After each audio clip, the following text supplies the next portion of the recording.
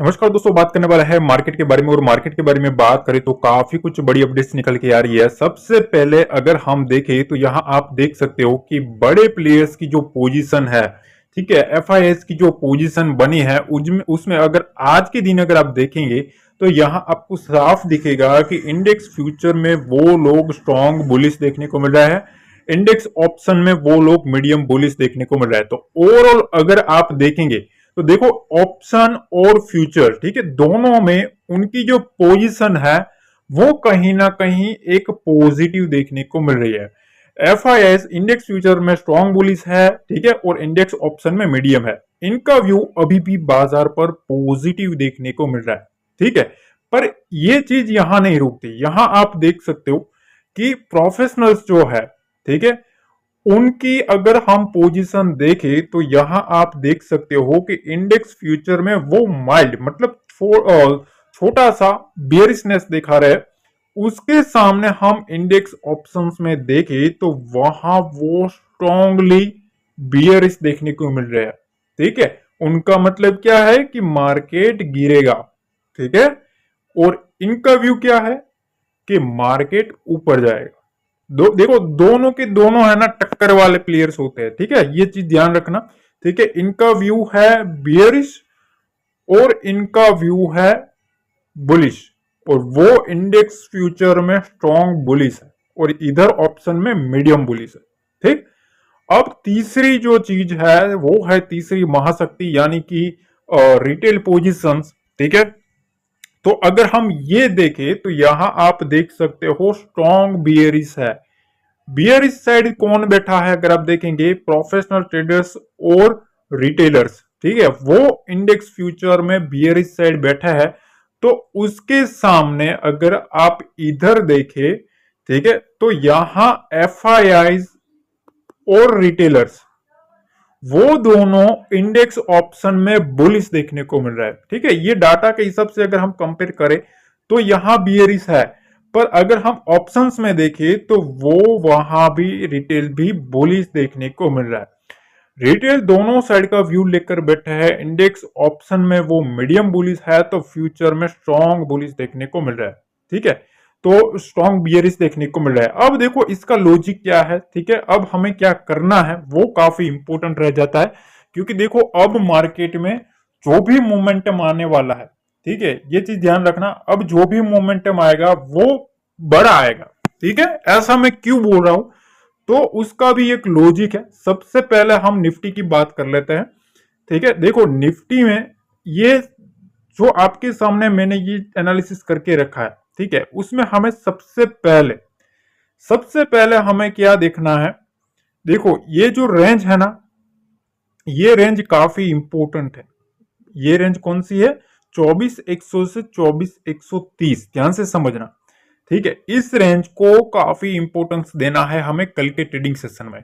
और दूसरी चीज ये कि इसके नीचे 24,070 के आसपास का एक लेवल है, ठीक है। 24,075 का लेवल जो है वो एक मोस्ट इंपोर्टेंट लेवल रह सकता है कल के ट्रेडिंग सेशन में। अब ऐसा क्यों है, तो देखो सबसे पहले हमें करना क्या है। देखो इधर ना मार्केट अगर इस लेवल को होल्ड कर लेता है, इस रेंज को पकड़ लेता है, 24,000 से लेके 24,130 की रेंज, ठीक है, 30 पॉइंट की जो रेंज है इसको होल्ड करना चाहिए।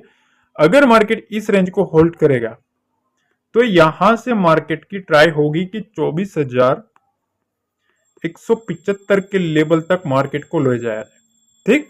अब यहां ये जो लेवल है, ठीक है, यहां एक रेजिस्टेंस है, ध्यान से समझना, ठीक है। ये जो लेवल है वहां एक रेजिस्टेंस है, इधर बैठा है बड़ा प्लेयर, ठीक है, बड़ा प्लेयर इधर बैठा है। तो उसकी साइकोलॉजी क्या रहेगी कि मार्केट अगर इधर आता भी है, अगर मार्केट इधर आएगा तो हम ट्राई करेंगे कि मार्केट को गिरा दे। तो हमें क्या देखना है, देखो सबसे पहले इस रेंज को हमें फॉलो करना है। अगर मार्केट इसके रेंज के ऊपर रहता है तो पॉसिबिलिटी ज्यादा है कि 24,175 तक हमें मोमेंटम देखने को मिल सकता है, ठीक है। इसके आसपास ध्यान से समझना, 175 से 200 की जो रेंज है इसको हमें पॉइंट आउट करके बैठना है कल के ट्रेडिंग सेशन में। अगर मार्केट इसके ऊपर निकलता है तो और शूटअप करेगा हमें अपर साइड में। अगर मार्केट यहां से फिर से रिवर्स कोई भी प्राइस एक्शन बना के आता है तो फिर से ये सपोर्ट लेने की ट्राई करेगा, ये पहली चीज। अब अगर मार्केट इसके नीचे आ जाता है, कौन सा लेवल, 24,100 का लेवल, तो यहां से पहला जो सपोर्ट निकल के आता है 24,075 का, मतलब 25 पॉइंट की रेंज में एक और सपोर्ट लेवल है। ठीक है, तो इस रेंज में ना हमें ट्रैप नहीं होना है, ये है ट्रैप जोन। ठीक, ये ट्रैप जोन है, इसके बीच में 25 पॉइंट की रेंज में हम एंट्री नहीं कर सकते। अब इसके नीचे अगर मार्केट आएगा 24,075 के नीचे, इस लेवल के नीचे सस्टेन होना चाहिए, ऐसा नहीं कि सीधा टच कर दिया तो हम समझ लिए। अगर मार्केट इसके नीचे सस्टेन करता है तो यहां से 24,020 तक का लेवल आपको देखने को मिल सकता है। मतलब मोटा मोटी आप समझ लो कि 50 पॉइंट की मोमेंटम डाउन साइड निफ्टी में देखने को मिल सकती है। फिर अगर यहां से, ध्यान से समझना, ये भी लेवल एक इंपॉर्टेंट है, यहां बड़ा प्लेयर बैठा है, ये काटेगा तभी एक नेक्स्ट हमें डाउन साइड का डिप देखने को मिलेगा। तो अब व्यू क्या है सबसे पहले निफ्टी पर, तो देखो ये जो लेवल है ये एक मोस्ट इंपोर्टेंट लेवल है। मैंने आपको कल भी बताया था, कल के एनालिसिस वीडियो में भी, कि ये जो लेवल है यहां से मार्केट को उठाया जाएगा। आज जैसे ही मार्केट इधर आया, मार्केट एक तेजी से बाउंस किया और मैंने जो आपको लेवल बताया था उसी लेवल के पास टच किया। ठीक, तो देखो जब तक मार्केट इस लेवल के ऊपर रहेगा, 24,020 के लेवल के ऊपर रहेगा, मार्केट में बुल्स जो है वो एग्रेसिव रहेंगे, मोमेंटम में रहेंगे। तो कल के दिन जब तक इस रेंज में है तब तक हमें वोलेटिलिटी क्रिएट होती हुई देखने को मिलेगी। मार्केट अगर इस रेंज के नीचे काटेगा तभी यहां से एक बियर्स एक्टिविटी होना स्टार्ट हो सकती है। अपर साइड में मार्केट इस रेंज को ब्रेकआउट करेगा तभी एक अपसाइड मोमेंटम बुल्स की तेजी हमें नेक्स्ट शॉर्ट कवरिंग के मुंह पर देखने को मिलेगी। 24,200 के ऊपर मार्केट रहता है तो फिर आपको 150 से 200 पॉइंट का निफ्टी में मोमेंटम देखने को मिल सकता है, उसके ऊपर सस्टेन करना चाहिए।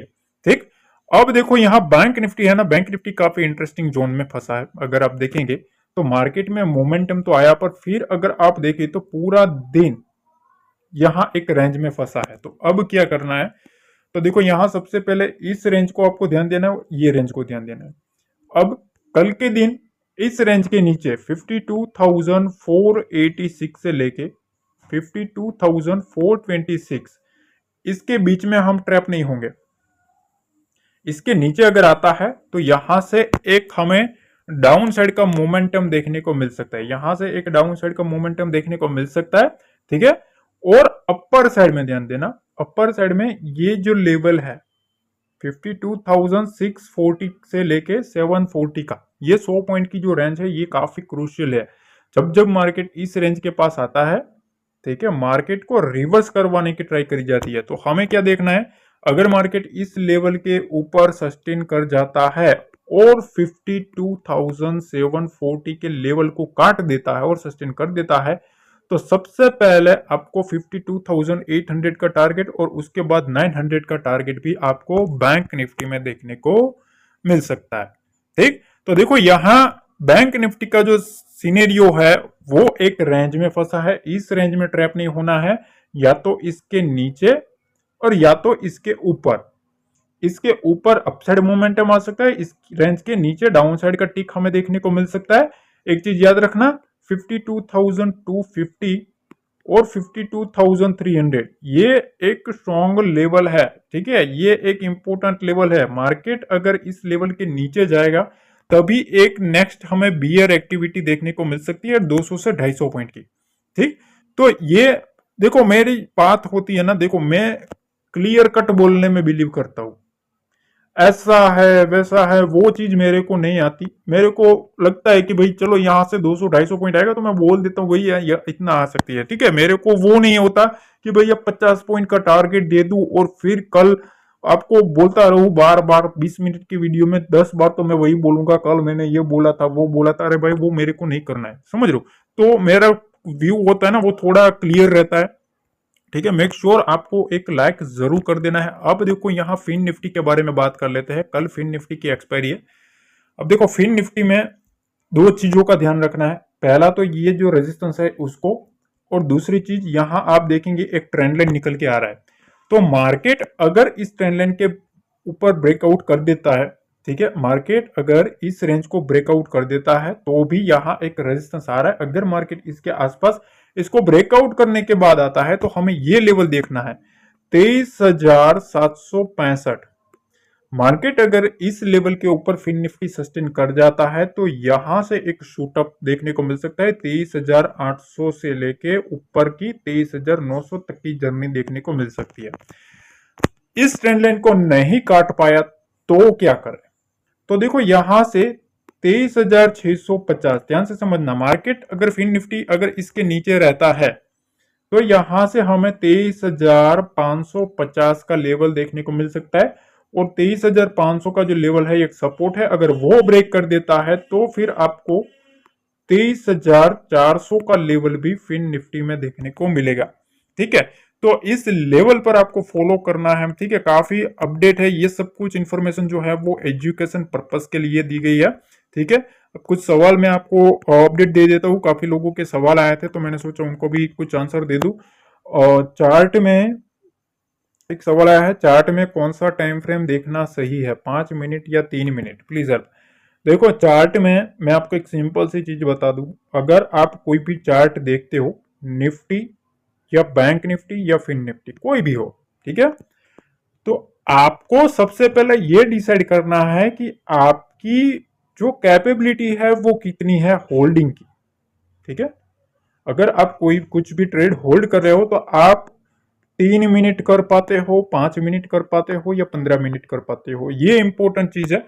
देखो अगर आप 5 मिनट से ज्यादा की कैपेबिलिटी नहीं है होल्ड करने की और आपको चाहिए कि 5 मिनट से ज्यादा मैं होल्ड कर पाऊं, तो आप ट्राई करो कि 10 मिनट का चार्ट टाइम फ्रेम यूज करो या 15 मिनट का टाइम फ्रेम यूज करो। उससे क्या होगा, एक कैंडल तक तो आप कम से कम वेट कर पाओगे, तो 5-5 मिनट के 3 कैंडल हो जाएंगे। ठीक, अब जो भी आप कैंडल यूज करो उसको थोड़ा टाइम दो। पहली चीज, अगर आप 5 मिनट का यूज करते हो तो आज आप समझ लो कल आप मंगलवार को 5 मिनट का यूज करेंगे, बुधवार को फिर आप 10 मिनट पे आ जाओगे, ठीक है, गुरुवार को फिर 15 मिनट का यूज करोगे। ऐसा नहीं करना है। आपको क्या करना है कि सपोज 15 मिनट के टाइम फ्रेम को आप यूज करते हो तो 1-2 एक्सपायरी तक आप उसी को ट्राई करो, ताकि आपकी जो साइकोलॉजी है वो 15 मिनट के रिलेटेड आपको बिल्ड हो सके। तो ये चीजें हैं आपको। देखो टेक्निकल्स अगर देखना है ना तो 5 मिनट का टाइम फ्रेम बेस्ट है। मैं आपको अब मेरा आंसर दे दूं, ठीक है, 5 मिनट का टाइम फ्रेम जो है वो बेस्ट है अगर आपको टेक्निकल्स देखना है। ठीक है, पर अगर आपको मोमेंटम चाहिए, मोमेंटम पकड़ना है, पिन पॉइंट एंट्री चाहिए, ठीक है, पॉइंट टू पॉइंट एंट्री करके फटाफट आपको बुक करके निकलना है, तो 3 मिनट का टाइम फ्रेम जो होता है वो काफी इंपॉर्टेंट रहता है। एक और सवाल था, गुरुजी मार्केट में इतनी लंबी तेजी आई है पिछले मंथ, तो क्या इस मंथ निफ्टी एक्सपायरी 24,000 के नीचे रहेगा, कृपया सुझाव दें। देखिए सर, मैं आपको एक चीज बताऊं कि मार्केट में जो भी मोमेंटम आया है, ठीक है, उसके बाद एक बार ही प्रॉफिट बुकिंग आई है, और प्रॉफिट बुकिंग आई है, ठीक है, वो अभी आपने देखी है कि 53,000 के पास से मार्केट 700 पॉइंट की प्रॉफिट बुकिंग आ चुकी है।